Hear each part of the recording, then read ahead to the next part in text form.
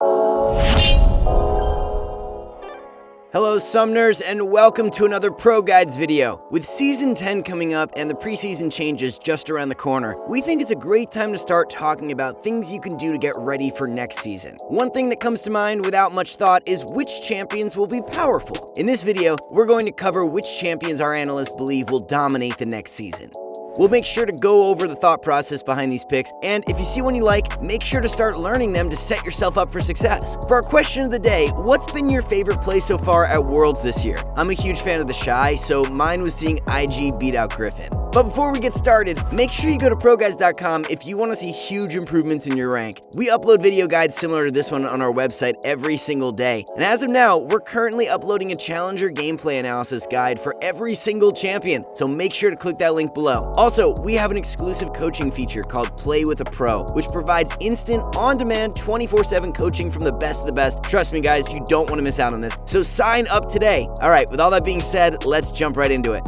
First up, let's talk about top laners. Our first pick is Singed, and yes, we know ZZ Rot Portal is being removed from the game. If you aren't aware, a lot of changes are set to hit Summoner's Rift next season, including some to Aftershock and Conqueror. Overall, tanks are going to be in a better spot than before, and we expect them to be much more popular picks, alongside several bruisers next season. Singed is a good pick into both, and he's able to run Aftershock, meaning he's going to be one of the strongest top lane counter picks available. Singed is really straightforward and a great playmaking champion, so in terms of gameplay, he's a great go-to pick for solo queue. With the Aftershock cooldown going down next season, his laning is going to be much more oppressive, since he'll be able to trade with it more often. Fling's cooldown is only 10 seconds, so that means if he's using it off cooldown, he'll have Aftershock ready every other time. Otherwise, he only has to wait 10 seconds after it comes off cooldown to look for another trade with it. Ranged champions are a good answer to Singed, but by taking Aftershock, his all-in potency is much higher, and any small misplay can lead to a solo kill for Singed. What's great about Singed is how much map pressure he can apply, since he's able to safely push lanes out and draw so much pressure towards him. Otherwise, he can group with his team and look to hard engage a team fight.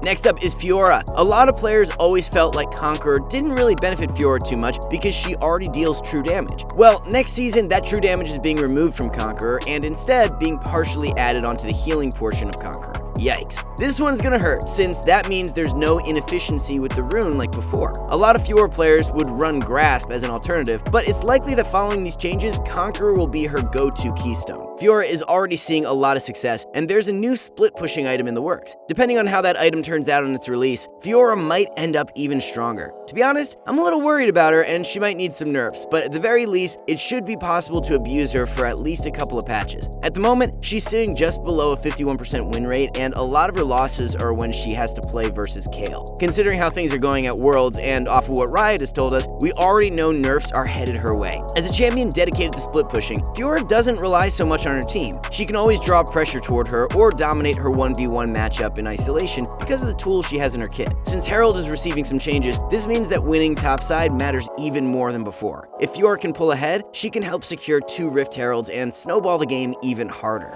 If you aren't aware, the jungle is facing some changes, so we should probably talk about champions there as well. Our first jungle pick is going to be Kha'Zix. He's already a dominant solo queue pick, but we think the jungle changes coming next season are only going to help him. Kha'Zix naturally clears camps on the side of the jungle with blue buff much more easily. Since jungle EXP is being equaled out, this means that'll get more out of farming Gromp and Wolves, which he's able to clear quickly. Aside from having an easier time farming, this also means that he's in a better spot when playing from a disadvantage. Even if he gets invaded on one side of the map, he can now safely fall back to either side to farm up more. A lot of the time, aggressive junglers will want to steal red buff anyway, so Kha'Zix won't be put as far behind when he wants to go farm his blue side. While lethality is taking a hit, the buff to Edge of Night should be a big help to Kha'Zix. Assassins will typically sit on the side lanes regardless, so not having to activate it beforehand means that Kha'Zix will be able to dive in without any need for delay.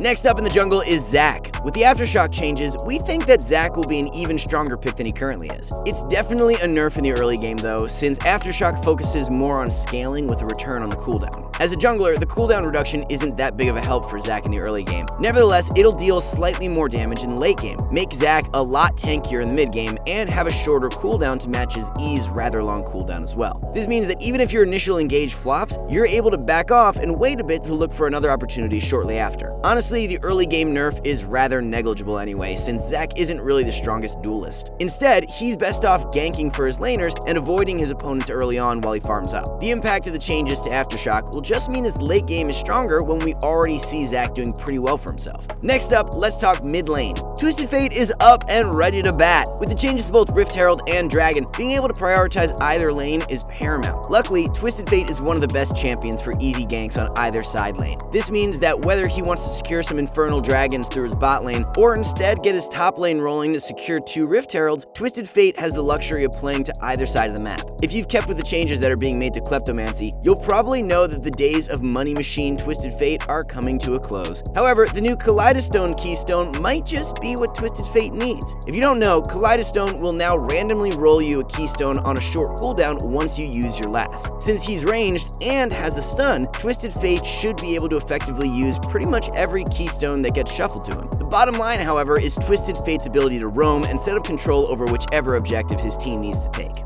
Second for mid lane is Heimerdinger. We just talked a lot about objectives, and naturally, we need to talk about Heimerdinger. Most players are already aware of how quickly Heimerdinger melts objectives with his upgraded Q. However, you're not going to be ulting for Dragon or Rift Herald too often. Go ahead and prove us wrong though. The primary strength of Heimerdinger is his ability to take lane priority and keep his opponent under turret the entire lane phase. This means that he's free to roam, set up vision, or hold lane priority to better assist his jungler by moving first. The small corridors in the jungle are also great places for Heimerdinger to team fight. Since both Dragon and Rift Herald will be highly contested objectives next season, Heimerdinger can use the areas surrounding those objectives to set himself up for success. Keep your dongers raised because we think he's a solid pick in pretty much every lane. Heimerdinger is definitely worth picking up because this same logic can apply to either side lane as well. We just put him mid because he's able to impact both sides of the map if he's there.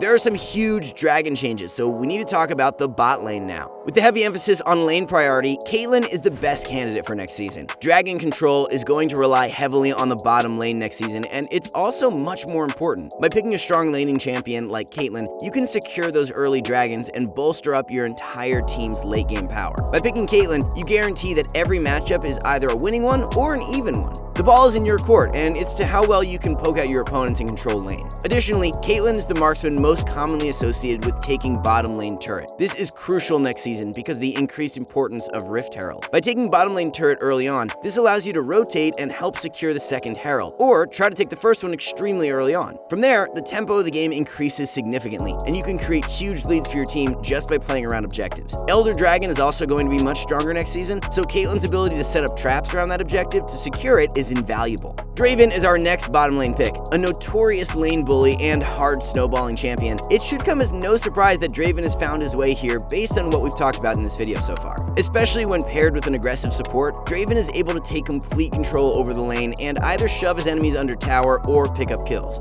While his enemies need to cower in fear, he's able to provide pressure for his jungler and guarantee those all too necessary dragon buffs for his team. Nothing else is changing that much. We think he'll likely prefer to take Press the Attack over Conqueror or Kaleidostone. But who knows, maybe players will prefer to gamble on the RNG that the new Keystone provides. Another thing Draven has going for him next season is the fact that jungle experience is going down a bit. While junglers may not be happy about this, many laners are. Those 2v3 turnarounds are going to be a little bit easier with these changes, and junglers are going to have to think 3 times rather than the old 2 before they gank a Draven. Enough about bot laners, let's wrap it up with those who make it all happen, support. First up for support is Nautilus. Already seeing so much success, we think it's pretty much impossible for Nautilus to randomly become a bad pick next season. Fingers crossed though. Kind of similarly to Draven, Nautilus exerts a lot of lane pressure that forces his opponents to play safe. Safe play leads to forfeiting priority, which then leads to the same old dragon control. The good thing about Nautilus though is that even if his enemies come to contest objectives, this is exactly what he wants. If his enemies come to him, that saves him the effort and he can hard engage a fight. Nautilus is one of the best early game duelists as a support,